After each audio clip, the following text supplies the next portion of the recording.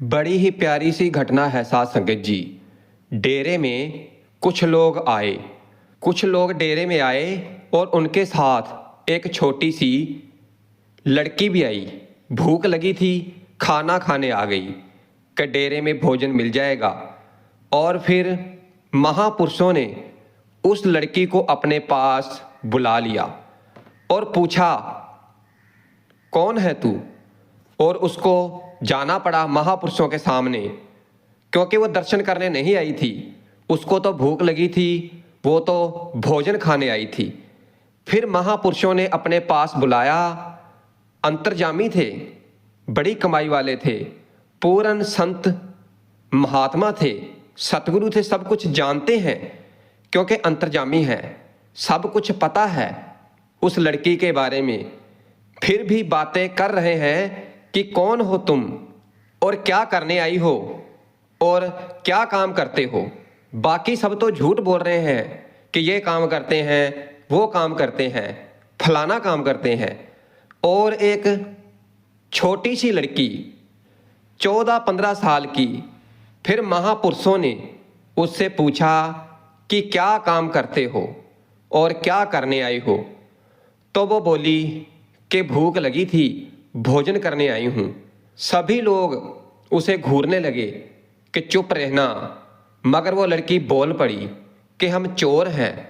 सब उसे घूरने में लगे हैं कि तूने क्या कह दिया है। महापुरुषों के सामने सब कुछ बता दिया कि हम चोर हैं, चोरी करने आते हैं। महापुरुष उस लड़की से पूछने लगे कि चोरी कैसे करते हो। फिर लड़की बोली कि हम पहले साहूकार के घर के बाहर पहरा लगा देते हैं, कभी वो आते हैं कभी वो जाते हैं, पूरा हिसाब किताब लगाकर जब वो घर में नहीं होते तो हम चोरी कर लेते हैं। जितना उसके साथ जो परिवार आया था तो वो सभी उस लड़की को घूर रहे हैं। और उस लड़की ने उन महापुरुषों को सच सच कह दिया। और फिर उस लड़की के सच बोलने से महापुरुष उस लड़की पर प्रसन्न हो गए और कहने लगे, तेरा नाम क्या है? वो बोली, सैसन। सैसन नाम बताया उसने। उसके हाथ में एक लोहे की छड़ी थी, राड थी। फिर महापुरुषों ने बड़े ही प्यार से उस लड़की से कहा कि बेटा, अगर तू ये छड़ी हमें दे देगी तो हम तुझे महारानी बना देंगे। अगर तू ये छड़ी हमें दे देगी तो हम तुझे महारानी बना देंगे। और फिर उसी वक्त उस लड़की ने वो छड़ी महापुरुषों को दे दी। इतना भोलापन! सभी ने झूठ बोला, सभी झूठ बोल रहे हैं कि हम वो काम करते हैं, हम ये काम करते हैं, मगर इस लड़की ने सच बोल दिया। और फिर ये बात आई गई हो गई। और फिर कुछ समय के बाद ये पूरा परिवार चोरी करते हुए पकड़ा गया। उस समय राजा महाराजों का जमाना था। और फिर इस पूरे परिवार को पकड़कर जेल खाने में डाल दिया। काफी समय जेल में रहे।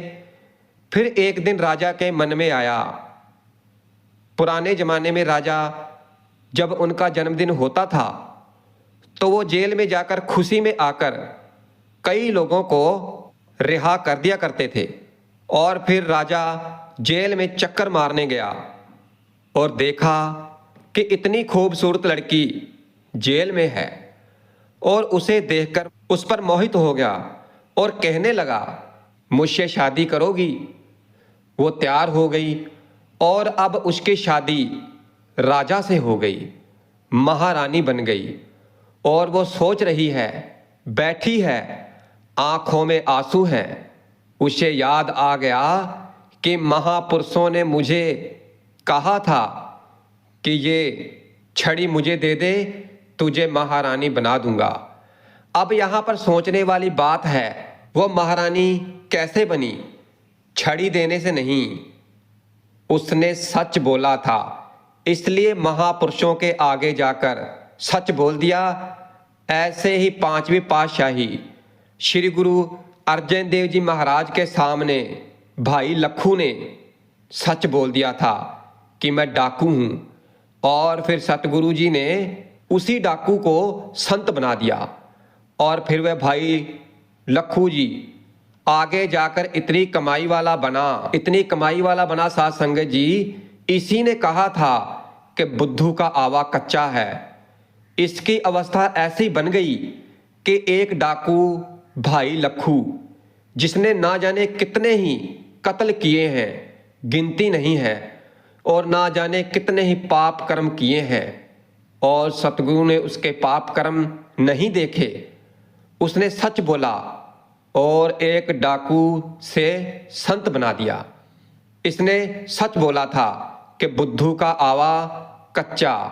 फिर गुरु अर्जन देव जी महाराज कहने लगे कि आवा कच्चा ही होगा, क्योंकि इसकी इतनी कमाई है, ये हमारा भक्त है, और भक्त का कहना हम टाल नहीं सकते। क्योंकि गुरु अर्जन देव जी महाराज ने कहा था कि आवा पक्का निकलेगा, मगर आवा कच्चा निकला, क्योंकि भाई लखू ने कह दिया था कि बुद्धू का आवा कच्चा है। मेरी बांधी भगत छुड़ावे, बांधी भगत ना छूटे मोह। ये वो सिख, क्योंकि गुरु के आगे सच बोल दिया। क्योंकि अगर सतगुरु के पास जाकर, सतगुरु के दरबार पर जाकर हमने अपने गुनाह बख्शाने हैं, तो फिर सतगुरु महाराज के आगे सच बोलना पड़ेगा। सतगुरु के आगे हम झूठ नहीं बोल सकते। क्यों?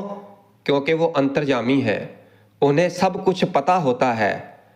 अगर सतगुरु के आगे निमाने होकर सच बोलेंगे तो सतगुरु की कृपा दृष्टि बनी रहेगी, और पता नहीं कब उनकी कृपा हो जाए और हमारे जन्मों जन्मों के पाप कट जाएं। इस बात का कोई पता नहीं है। इसलिए सतगुरु के आगे झूठ बोलने का कोई फायदा नहीं है।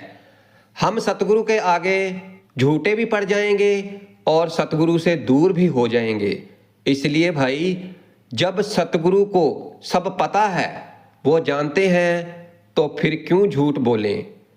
क्योंकि जितने भी बड़े बड़े संत महापुरुष हुए हैं, तो उन सभी का यही कहना है कि अगर तुझे सतगुरु से कुछ लेना है, उसकी दया मेहर पाना चाहते हो, तो फिर अपना रुतबा, अपना ओहदा जोड़े घर में उतार करके अंदर आओ। अगर यहाँ पर कुछ बन के आओगे तो कुछ भी नहीं लेकर जाओगे। अगर आना है, कुछ पाना है सतगुरु से, तो फिर यहाँ पर भिखारी बनकर आओ, पापी बनकर आओ। अपने गुनाह गिनाओ, सतगुरु को माथा टेको और सतगुरु के आगे अरदास करो, प्रार्थना करो, विनती करो कि हे सच्चे पातशाह, मैं अत का गुनहगार हूँ, मैं बहुत बड़ा गुनहगार हूँ, बहुत बड़ा, मुझे बख्श लो दाता, मुझे बख्श लो। सतगुरु महाराज मुझे बख्श लो, मुझे बख्श लो, मुझे सही रास्ते पर चलने का बल बख्श दो। सच्चे पातशाह मुझे सही मार्ग दिखा दो, क्योंकि हम भुल्लनहारे हैं, बार बार भूल करते हैं, मगर आप तो भटकों को सही मार्ग दिखाने वाले हो।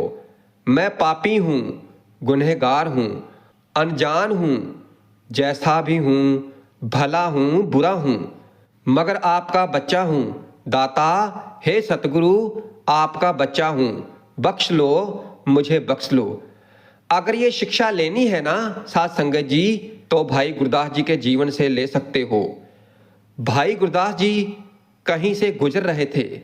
भाई गुरदास जी इतनी कमाई वाले साध संगत जी कि उनके चेहरे पर इतना जलाल, जो नाम का सिमरन करते हैं, जो नाम जपते हैं, तो उनके चेहरे पर एक जलाल आ जाता है।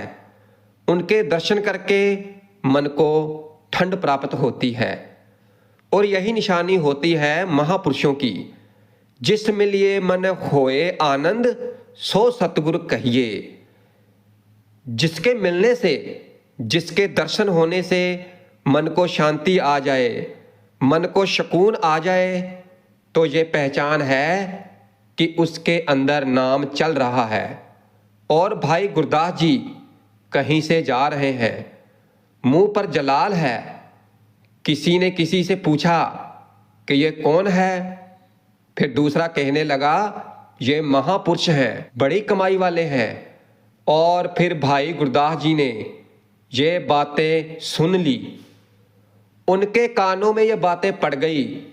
तो फिर वहां उन्होंने ये कविता उच्चारण की, अपराध गुण होवे मुख मंदा, चेर यार जवार पर कर जो हंदा।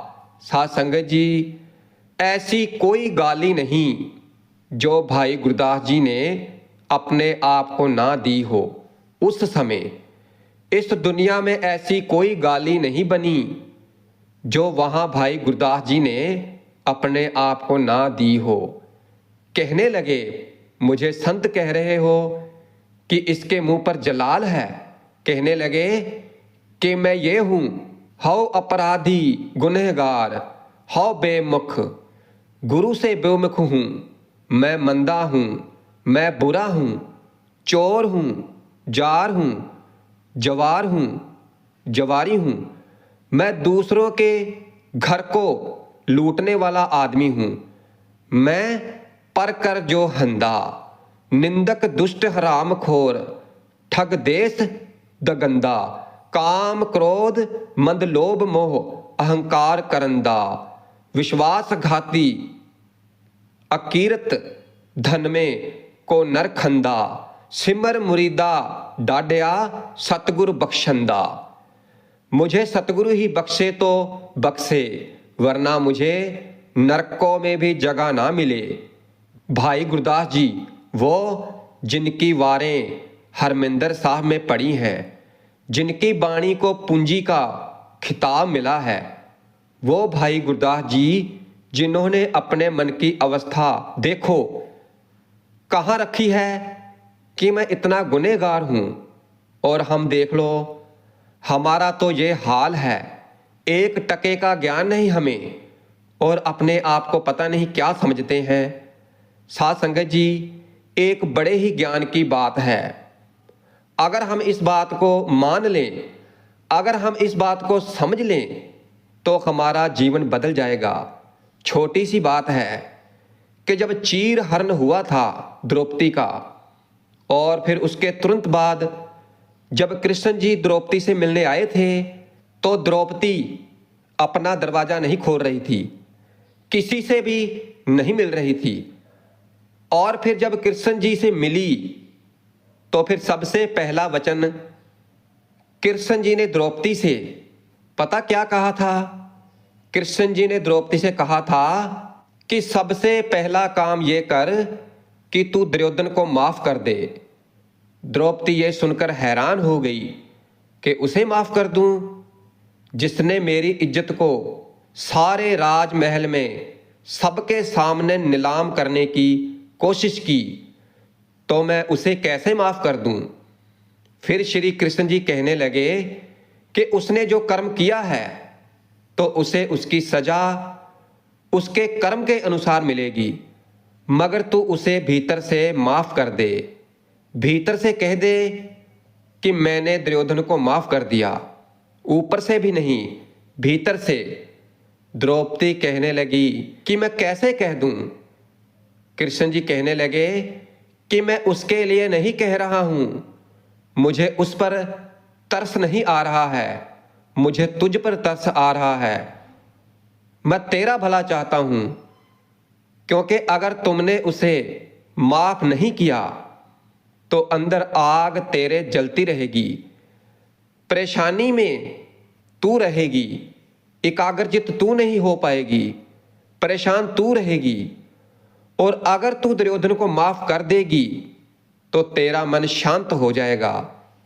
साध संगत जी देख लो, आज हमारे सबके मन अशांत हैं। क्यों? क्योंकि हर एक ये वाणी कहती है, जब तारे को बैरी मीत तब लागे नहीं चल ना ही चीत। जब तक हमारे मन में कोई दुश्मन है, कोई मित्र है, कि जैसे ये मेरा मित्र है, ये मेरा दुश्मन है। मन में ये चल रहा है, वाणी कहती है। गुरु अर्जन देव जी महाराज कहते हैं, तब तक तेरा मन एकाग्र चित्त हो ही नहीं सकता, सवाल ही नहीं पैदा होता। क्योंकि मन को एकाग्रचित करने के लिए मन में से द्वितीय भाव निकालना पड़ता है।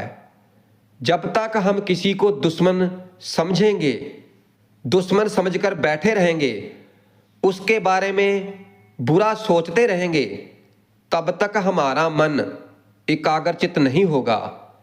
चाहे बड़े से बड़े दुश्मन ने आपके साथ बुरा किया हो तो माफ करना सीखो, माफ कर दो, क्योंकि ये उसके लिए नहीं है, ये हमारे लिए है। मन शांत हो जाएगा और मन नाम में जुड़ना शुरू हो जाएगा। हमारा ये हाल है कि अगर हमारे साथ किसी ने बुरा कर दिया तो हम उस बात को पकड़कर बैठे रहते हैं कि उसने मेरे साथ बुरा किया, फिर उसे बद्दुआएं देते हैं, उसका बुरा सोचते रहते हैं। तो भाई ऐसे मन एकाग्रचित नहीं होगा। और अगर मन एकाग्रचित नहीं होगा तो ये फिर नाम में जुड़ ही नहीं सकता है। मन नाम में नहीं जुड़ेगा। सीधी सी बात है कि अगर तुम चाहते हो कि गुरु तुम्हें माफ कर दे, तुम्हारे गुनाह बख्श दे, तो फिर तुम्हें दूसरों के गुनाह बख्शने होंगे। जो उन्होंने तुम्हारे साथ किए हैं उन्हें माफ करना होगा। अगर ऐसी भावना रखोगे तो वो मालिक, वो सतगुरु हमेशा तेरे साथ है, तेरे अंग संग है। बाबा नंद सिंह जी की अरदास है, वो ये अरदास किया करते थे कि सच्चे पातशाह, जैसे भूमिये चोर सज्जन ठग, कोडे राक्षस के गुनाह नहीं देखे, तो हम भी उसी पार्टी के हैं। हमारे भी गुनाह बख्श दे, बख्श दे। हमारे भी गुनाह मत देख, हम तो उनसे भी बड़े पापी हैं, हमें बख्श दे। वो बख्शने के लिए बैठा है। साध संगत जी, ये अरदास करो कि हे दाता बख्श ले, ताकि भीतर नाम का किनका प्रवेश कर जाए, ज्ञान प्रवेश कर जाए। और सिमरन जो नज़र गुरु अर्जन देव जी महाराज ने, जो नदर आप जी ने भाई लखों पर की, तो वो नदर आज हम पर भी कर दे, इस भवसागर से पार कर दे। पातशाह बस यही अरदास करो हर वेले, बख्श ले पातशाह, बख्श ले, बख्श ले। वो बख्श लेगा। साध संगत जी, वो बख्शनहार है, दयावान है, कृपा निदान है, वो जरूर बख्श लेगा।